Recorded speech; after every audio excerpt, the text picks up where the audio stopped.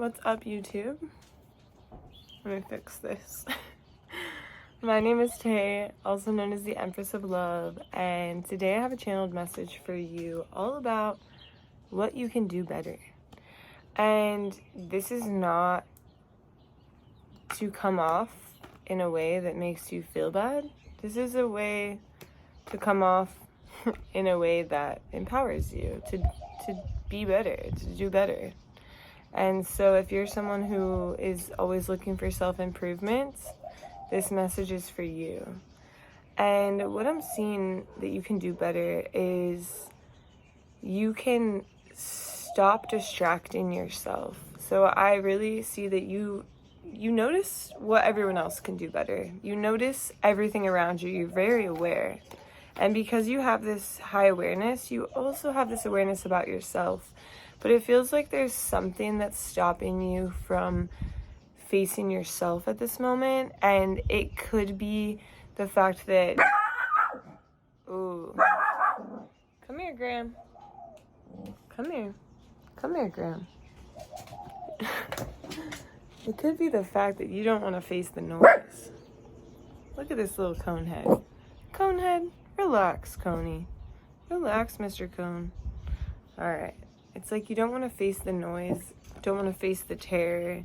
You want to feel good, right? You want to feel good, and facing the shadow is not necessarily going to make you feel good, but there's a new perspective for you. Facing the shadow is actually going to allow you to enjoy, actually going to allow you to be present in the moment, because right now this shadow is stopping you from being present. It's not the shadow that's stopping you, it's running from the shadow. And so what else do you want to tell me about this shadow? What is this shadow? So it's like a single-sided perspective or perception of yourself, and it's really connected to the past. Something that may be from childhood, may just be from a younger version of you. It could be literally last month, last year. But it's some version of you that doesn't feel like you are deserving of the things you have or deserving of enjoying. There's some form of guilt or heaviness, or it could be like you're finally in a position that you have been manifesting, you have been wanting, you created, and then you get there and you're hard on yourself and you're not allowing yourself to enjoy it. And it puts you in an energy that's very logical, but also very cut off and cold and really not connected to your emotions. And some of you might be like, I'm so emotional.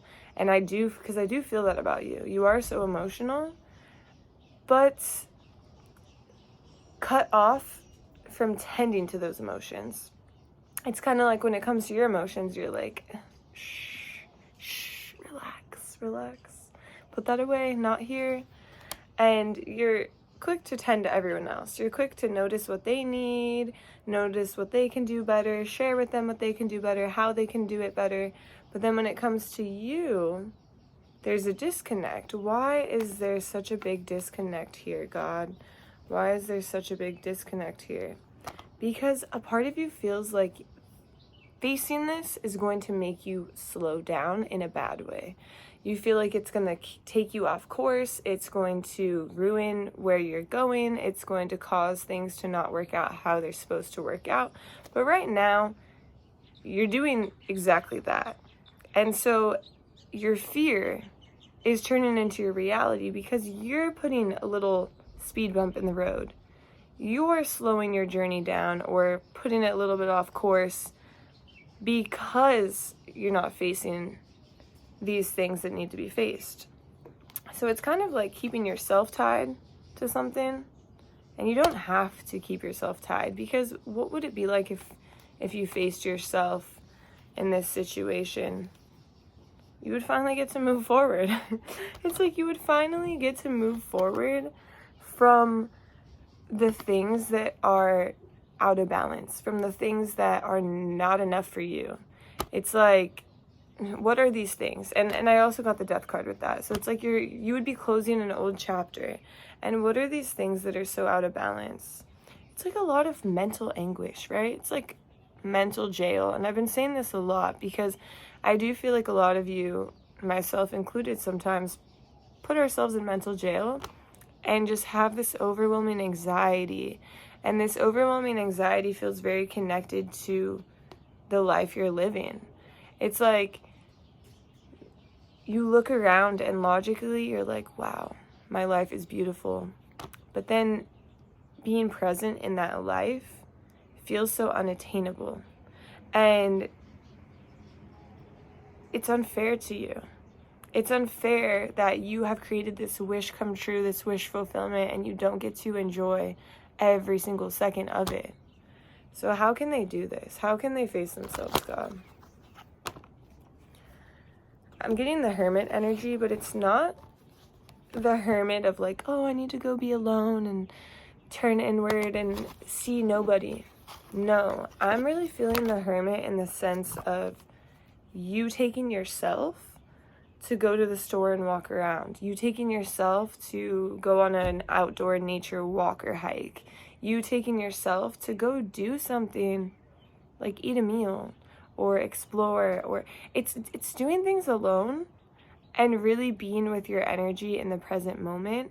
And I'm really hearing like not taking your phone with you and just pouring into your cup. Like, oh, I'm gonna go with myself and go get a massage. I'm gonna schedule this new activity or this new yoga class or this new painting class that I've never experienced, and I'm just gonna go do it with myself because I just feel drawn to it. I feel the desire. It doesn't feel like there's a need to be around a lot of people right now, and when you're putting yourself in those situations, it feels like it is a distraction. And I'm not saying to throw away your social life because that's not the case. It's adding those hermit moments in with your day-to-day life, because there's a part of you that is, it's like your mind is thinking one way and your heart is thinking another way. And what are they connected by? The throat. They're connected by communication. And the only way you can communicate with yourself is you sit and listen.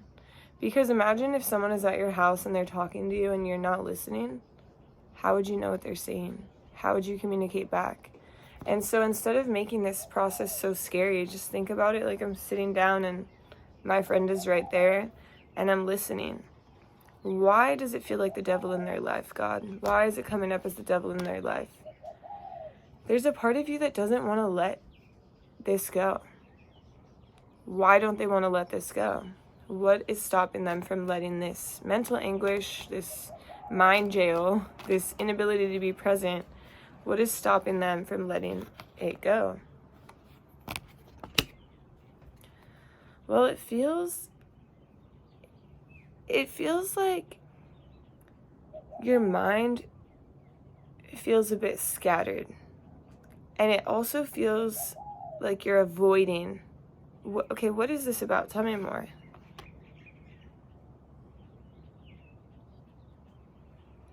You're avoiding some changes that you would have to make in order to let this go. And it feels almost like the devil in your life. Like, oh, if I make this change, people are going to be upset with me. My whole life is going to change. My whole life at home is going to change. I'm going to be seen as a person who's not giving as much as I used to give. It's not like that. It's not that you won't be giving. It's that you'll be giving from a more filled up place. So imagine if your cup is completely full because you have been listening to yourself, taking care of yourself, being with yourself, and then you're giving from this place of fullness.